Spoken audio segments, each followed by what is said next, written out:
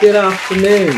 My name is Becky Sarker, and I'm here this afternoon with the great defender who is with us. He's starting making waves on social media at the moment. He's been here since the fall, and I've noticed that a lot of what he's saying is gathering momentum. And even in the UK, we've got a lot of people who are interested in what he's saying and contributing to his thoughts. And I thought it might be an idea that we just have a sit down and a chat and see what the Great Defender is all about and why he's out here championing for Jamaica. Welcome, Great Defender. Thank you, Bessie Saka. Thanks for having me. So, what we're going to do, I just want to ask you a few questions and kind of delve into your heart and mind a little bit as to why you're on this journey. And, firstly, what I wanted to know is what motivates you to set out on a path of restoration for Jamaica? What is the goal, um, long term as momentum starts to gather, as, the diaspora is hearing you and saying, yes, we need somebody like you. What's your goal? Where are you planning on going with this as far as your part in the mechanism that is Jamaican politics? Well, first of all, I would like to give thanks to God Almighty for the inspiration to do so. Um, I grew up in Jamaica and I had a beautiful childhood growing up in Jamaica. Um, I had a beautiful childhood growing up in Jamaica, and it was fun growing up. We were fairly safe. We could move around, go everywhere. And now I would like to see the young Jamaicans have that same opportunity to grow up peacefully, to grow up lovingly, without harassment and so forth. So that is one of the things that motivated me. The economic decline of the country is another thing that caught my attention. And so, therefore, I had no choice but to throw my hat in the ring and begin to represent and hope that I can make a difference. Um, So, so what sets you apart from every other person who is, what sets you apart from the guy in the barber shop? What sets you apart from the guy around the domino table? well, I have serious plans for Jamaica. I've analyzed what's going on there. And I realize the problem begins and ends with leadership.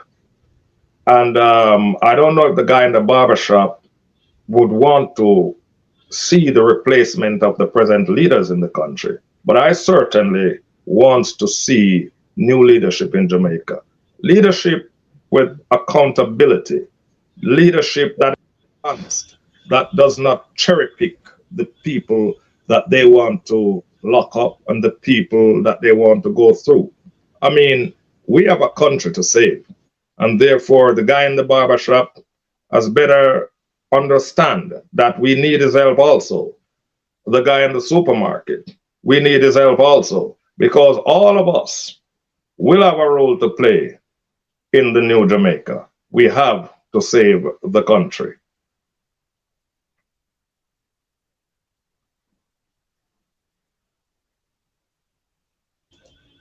Okay, well, thank you very much for that.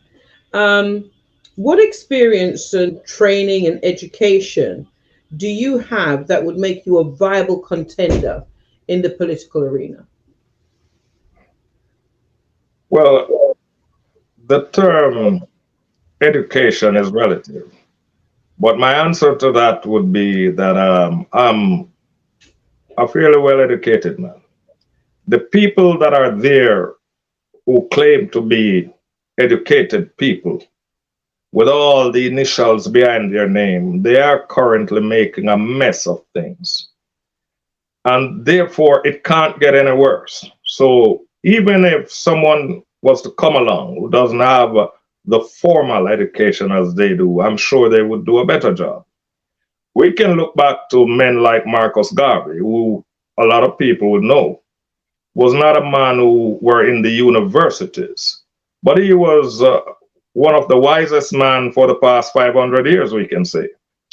And so it all depends on the passion that the leaders have for the country and what they want for their people. And these set of educated men, they don't want anything for the country. They are just hustlers. But I'm passionate about changing Jamaica. I'm passionate about bringing first world living to Jamaica. And so I'm driven by passion. But as far as education, yes, I'm a very well educated man, but that's all I will say on that part.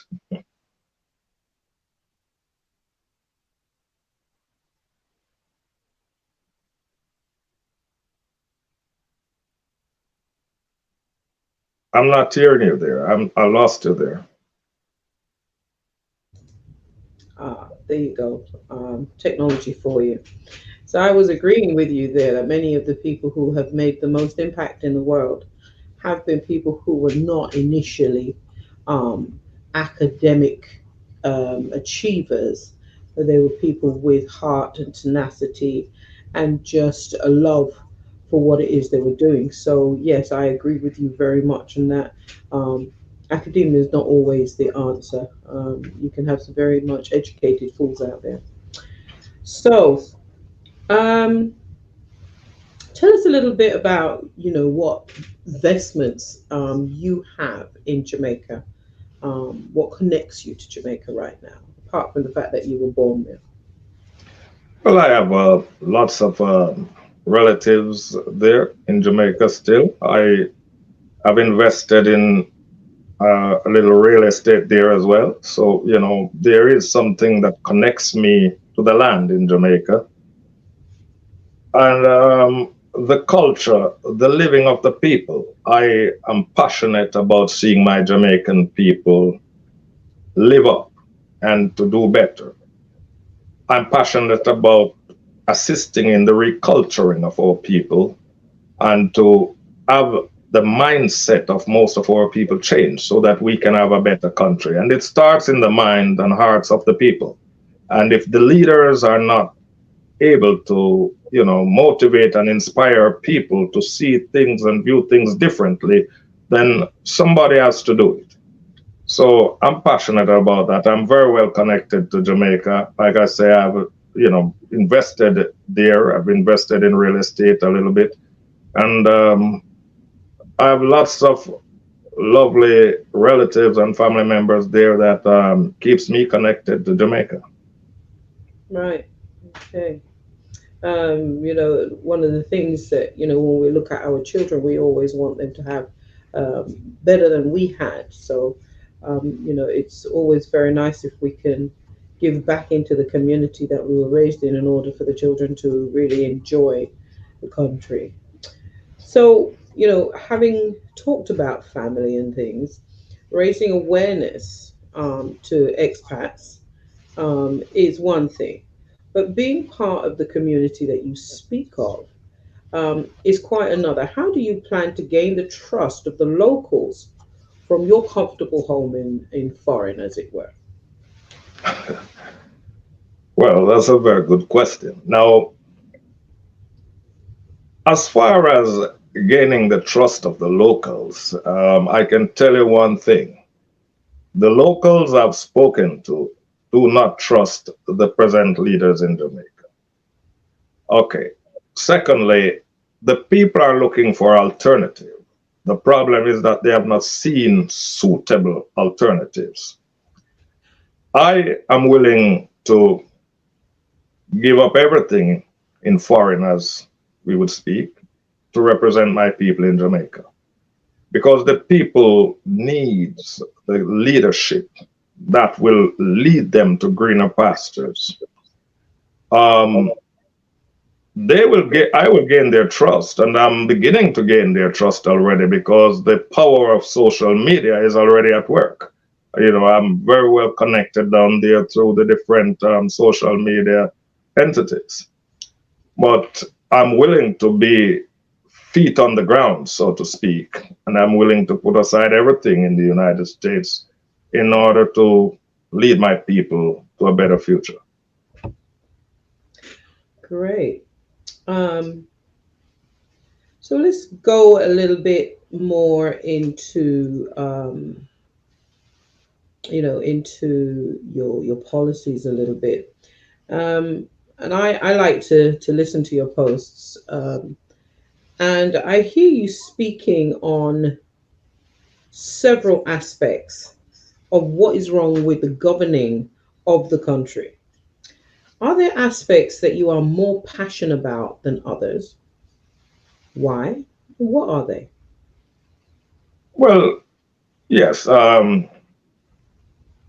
Firstly, I'm very passionate about changing the healthcare system in Jamaica. Right now, a lot of our nationals are dying because they cannot afford proper health care.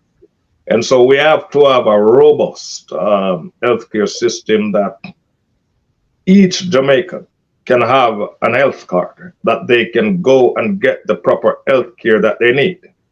That is number one. Number two, I'm very passionate about the welfare system in Jamaica. There's absolutely little or no welfare system in Jamaica.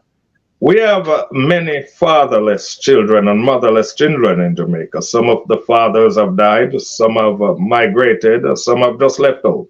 Some of the mothers have died, some have migrated, some have just disappeared. And these children are pawns for the criminals because they use their hunger and desperation to manipulate them and breed them into criminals.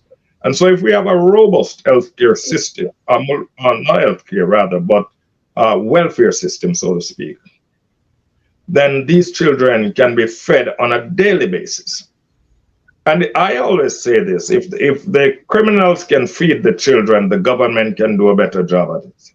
And so far in Jamaica, the criminals are doing a better job at feeding the children and manipulating them than the government. And it's time we have leadership that steps up to the plate and outdo the criminals so that we don't have a criminal factory in our country. Thirdly, I'm very passionate about the ports of entries and ports of exit in our country. Our ports of entries are presently run by foreigners. And so, therefore, we have seen an upsurge in the amount of illegal weapons and drugs that are coming in and out of the country. So, if you sell your gateway to foreigners, to people, how do you enter your home? You have to ask permission from foreigners to enter your own country. And this is a disgrace. And so these are the things I'm very passionate about. These are just a handful of the things I'm passionate about, and that I, plus the people in Jamaica, the lovely people in Jamaica who are suffering as a result of the poor judgment of their government, we have to come together and use the very democratic process to change things and change it forever so that the future of Jamaica can be a bright one. So let's talk about the healthcare system that you mentioned earlier. And I have a history in healthcare. I was raised in the UK where they have quite a robust healthcare and welfare system. Um, and just tell us a little bit about what's going on in the hospitals, for instance, and in healthcare in general in Jamaica. What's going on at the moment that's causing you so much concern? Well, I've followed the how they handle the patients in Jamaica, for example, and I've seen that if you don't have money, you can't get proper health care in Jamaica. When you go to the hospitals in Jamaica, they don't have enough doctors, they don't have enough nurses. And where they do have, the people are not treated with the dignity that they are supposed to be treated.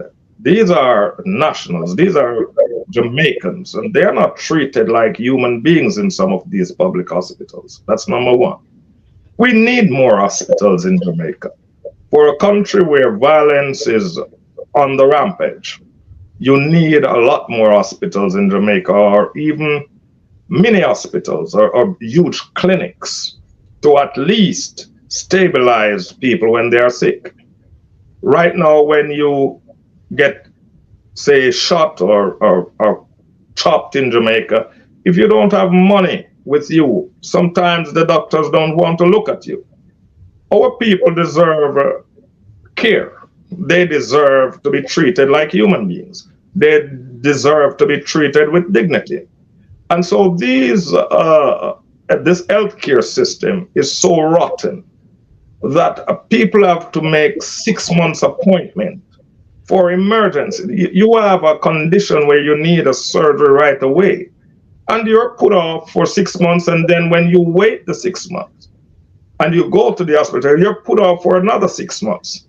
And so your life is on the line. You're dying, but they have you waiting to die because you might not have the money, or we don't have enough experts in these areas to get around to you. You understand? Simple things like antibiotics. A lot of Jamaicans have died because there's not enough antibiotics in the country. Dialysis machines. There's not enough dialysis machines in the country. Dialysis in Jamaica is very expensive. And so we have to have an health sector where dialysis centers are all over the country, and where people who are diabetic and need dialysis care can go almost anywhere and know they're going to be cared for free of cost, or at least at a minimal cost. The government has got to do better. And so these are areas where we have to do better. We have to care for the people so the people can care for the country. Thank you. So let's look a little bit more about the welfare of the children. And I hear you talking about children who are, for want of a better word, orphaned, um, being fodder for the criminals of the country, and being used as pawns, as you say. Um, you know, what in your mind, what would be more of a your welfare system? What would that look like? What shape would that take? I know that in the UK and here in the US, we have children's societies that are specific to just the health and care of children, to the point that we walk off with people's children, in a bid to say we're going to give them a better life, and that doesn't always come out very well. Um, so in Jamaica, what are we looking at when we're talking about these children who haven't got any parents? I mean, where are they if they're not in homes and they're not in welfare institutions at this time? Where are these children? Well, a lot of these children are just roaming from home to home, house to house, so to speak. A lot of children live in, especially the ghettos and even rural areas, that they don't have any permanent caregivers. They have to just roam from one house to the other and take whatever they can get. They're living by handouts. But there has to be a very mature system put in place where these children can be identified. And that is where the use of the army comes in. You go into these places and you register these children. You go on the military guard, you make sure these children are registered, you know them, you have to assign a guardian to them who's going to receive this welfare system so that they can feed the children. The children, there must be centers where these children can be taken to and registered and logged in the system, and they're given a card. And every month, something goes on that card to feed them, something sufficient to feed these children. They have to eat daily. And the government lacks the vision for the unfortunate children of the country. And so they are left to become the next set of criminals. We want to stamp that out, and I'm passionate about changing that. I'm passionate about knowing that every child in Jamaica goes to their bed every evening properly fed, that they can concentrate when they go to schools. The stress on the minds of these young children is too much.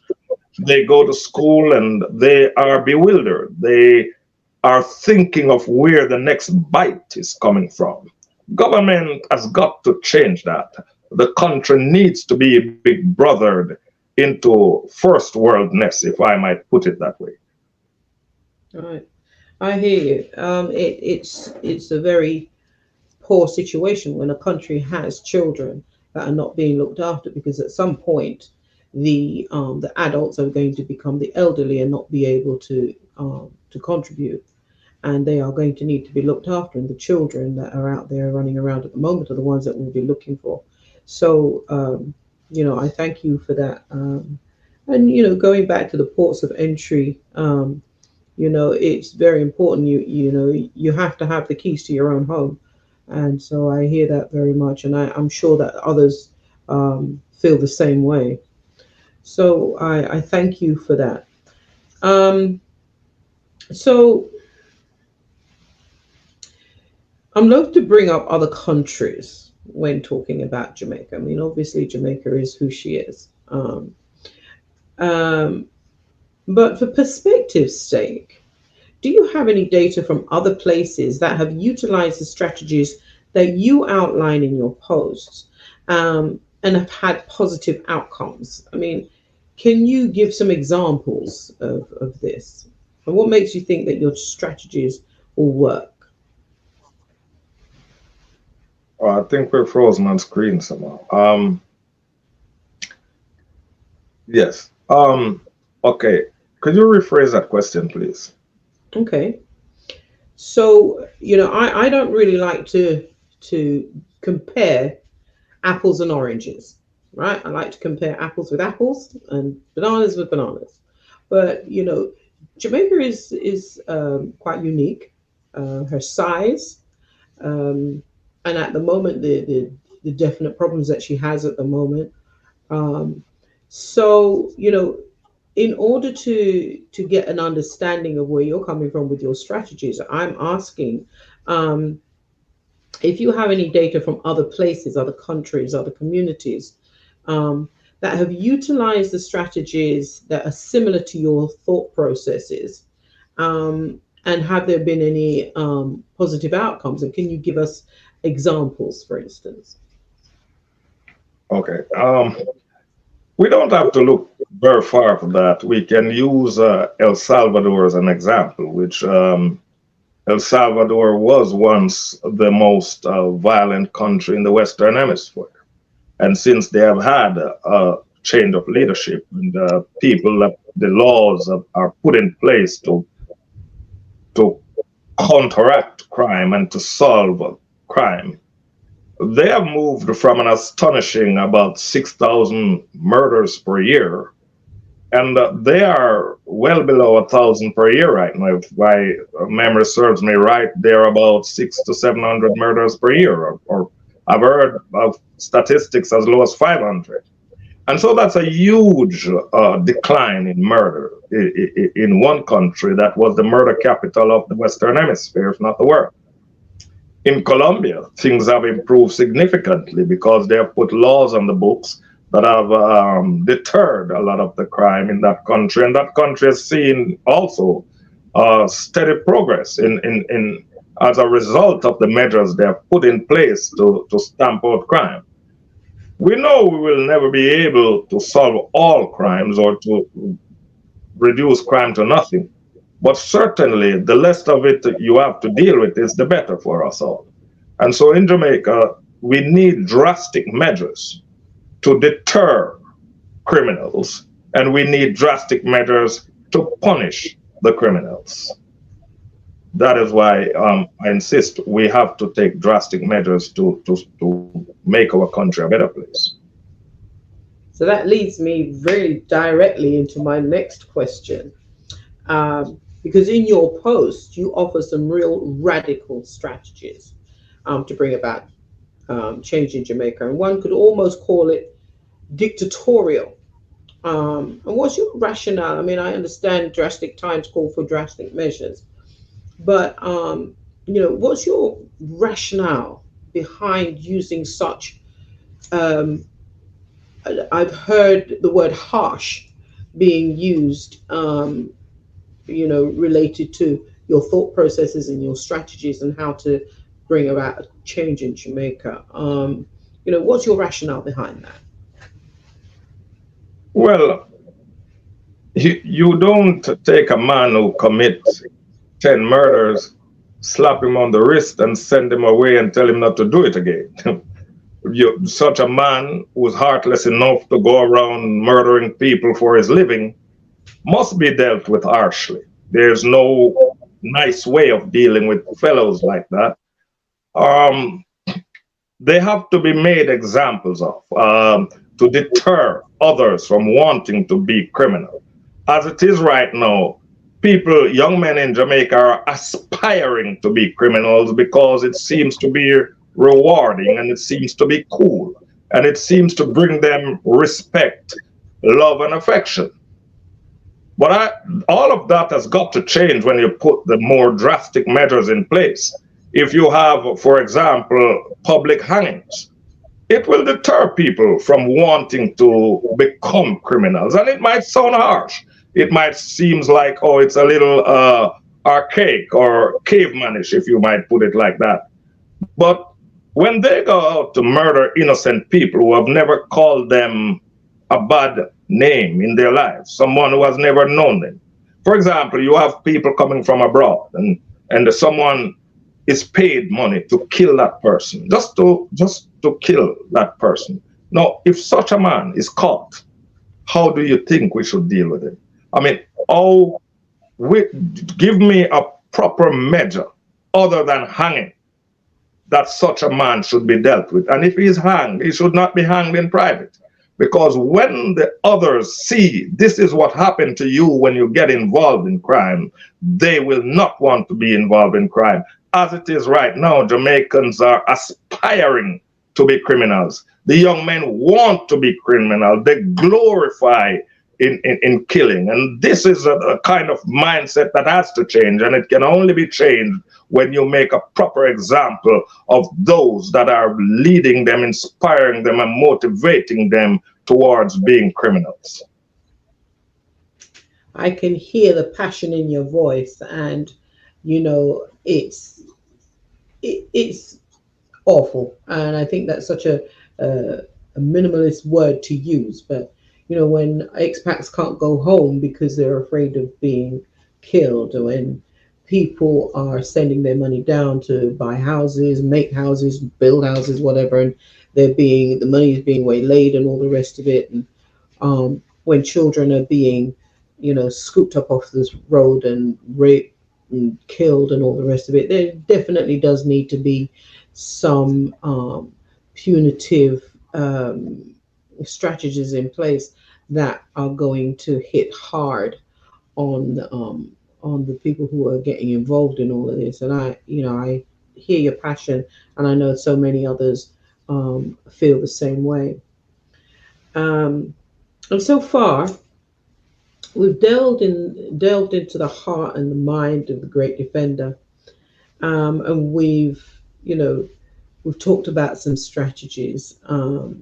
So let's have a look at some of the resources and input that would be needed to make effective changes. I mean, when we think about, the healthcare, where's the money going to come from?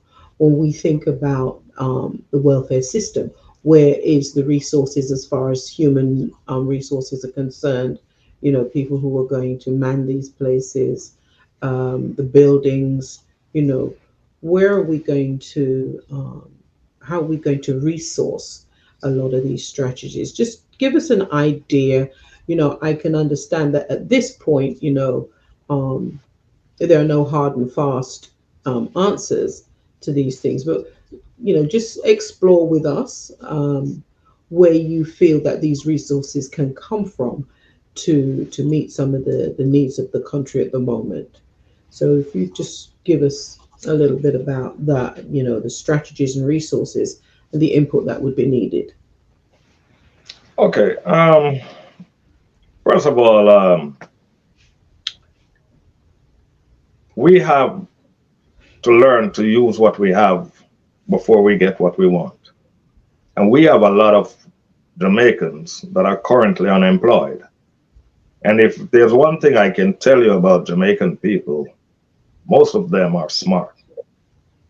And so the girl on the corner and the boy on the corner with his pants below his ass, we can turn him into a very good social worker. The woman who is waiting to become another baby mother, we can turn her into a very good social worker. We can turn them into medical assistants. We can turn them into any expert that they want to be turned in. We have currently students in the University of the West Indies and UTech that we can utilize their services to train some of these people in the different areas. They will spread the knowledge. The buildings that are high schools by day will become training centers by night. We can use shifts from 5 to 8 to train our people in the very buildings and have people clean them up and have them ready for high school tomorrow. So we are moving forward as a country. And if we have to put the measures in place to make sure we have a better country, then we have to squeeze up and make space for each other. As far as the money is concerned, my thing is we're a sovereign country and we should be able to be in charge of our currency. We can make or print our own money. That's number one. But if that's not the case, we're still viable worldwide that we can get the loans and put them towards the proper programs. Because instead of, if you borrow, we are currently about $14 billion in debt or above that. And we have an atrocious economy. We have a poor health sector. Everything is wrong, even though we are so much in debt. So why not borrow 5 billion more, for example, and put it into human resources where we don't cherry pick the people that can be trained and educated. We take the people off the street corners and turn them into good citizens and to let them feel a sense of worth. And they will be able to look and say, 6 months ago, I was standing on the street corner rolling a spliff. And today I'm in uniform as a social worker, helping to make Jamaica a better place for the up and coming generation. And so this is all we have to do. We have to be able to motivate and inspire our people, put the people to work. It is people that build a country. It is not just the loans, because borrowing the money is one thing. But how do you spend the money is a whole other thing. And these leaders, they're borrowing the money and they are sending the money back out of the country to be put in overseas banks. They're not investing in the people. I've spoken to several young men on the corners in Jamaica, and I'm surprised at how bright they are in terms of they were learning in school. But what has happened is they have lost hope. There's no hope. And so if you can if you listen to some of these young guys talk, you realize that if they get the motivation, they get the inspiration, if you give them the option to change and they change, they can become an asset to the country. And if they're stubborn enough, because I believe in using, flexing a little muscle to get the results that we need as a country, we use the army, we handcuff them, we take them into the classroom and we train them. We have to force them to learn because we are reculturing our people. So we have to be creative as to how we reculture them. We're not going to bust their heads and, break their bones, but a little arm twisting here and there to get it right is necessary. And so we have a country to save, and we have to save the country. There are lots of natural resources in the country that are being wasted. And so, for example, Jamaica have some of the tastiest mangoes in the world. If we put those, start to create mango farms, star apple farms, Ethiopia apple farms, these things, they are going to be generating income for us in the future that we can begin to pay off our foreign debts at a better rate than we're currently paying it off. But if I was to borrow money to improve Jamaica, it will be to improve the people of Jamaica. And every individual of Jamaica must be able to eat, drink, and sleep comfortable. We have, the housing program in Jamaica is very poor. The housing trust pretty much cherry pick who gets a little house. And so we have to develop a robust sector, housing, to put poor people that they can begin life, begin to build and stand up to their responsibilities. Right now, I see there's so much to do. But as you say, where the resources are coming from, we can print our own local currency. We can have two currencies in our country. But okay, if that's not something that, the giants of the land, so to speak, require, then we can go the loan, because they've been borrowing forever. But when we borrow, this money must be to develop the minds of our people. And as I said, 5 guys are around a handcart, depending on abundances from that handcart. We can take 4 of those guys and make them into good citizens that are in a very payable job, and they're making a difference in their country. It's all about training. It's all about the renewing of the mind. We can do it. Thank you. Thank you so much. Right now, people want to find you. Where will they find you on Facebook? Oh, they can on Facebook. They can find me as Great Defender or Dave Rich. So Yes. Dave Rich, Great Defender of Great, Jamaica. Great Defender. And if anybody wants to get in contact with you, or to send you, their thoughts, if they want to send you something, and maybe Facebook isn't their thing.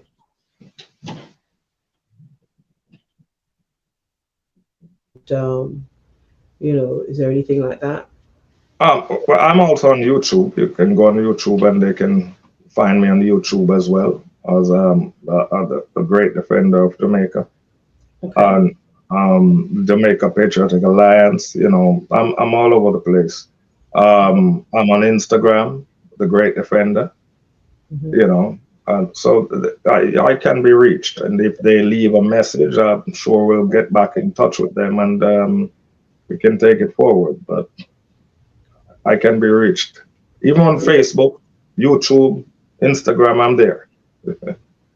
Well, thank you so much for the time that you've taken this afternoon. You've said some really poignant things, and I'm sure everybody's not going to agree with your thought processes and your strategies. But I think we all agree that there is definitely something that needs to be done in Jamaica, that there needs to have a restoration of the country.